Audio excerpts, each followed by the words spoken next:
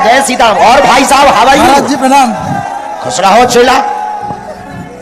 महाराज जी, अरे खुश रहे, बोल तो। महाराज जी हाँ बोल। मेरे पिताजी कल से आपके इतने भक्त हैं, मतलब कई सालों से रोज एक दिन मिस नहीं होता, और रोज हनुमान जी के इतने भक्त हैं कि एक दिन उनका मिस नहीं होता। रोज मंदिर जाते हैं, रोज पूजा करते हैं। आपको अर्जी भी लगाई थी, उनकी बहुत इच्छा है। बस मेरी यही इच्छा है कि उनके जो टेंशन है, जो सब कुछ है, वो मिट जाए। बस इतना ही मैं चाहता महाराज जी। वो दूर हो जाए। तू बहुत जय सीताराम। अब हम बोले उनकी मनोकामना पूरी हो जाए, तुम सफल हो जाओ। और कहाँ है अभी पिताजी? कहाँ है पिताजी? रोज अर्जी लगा रहे हैं आपके लिए, बहुत ही। बुलाओ।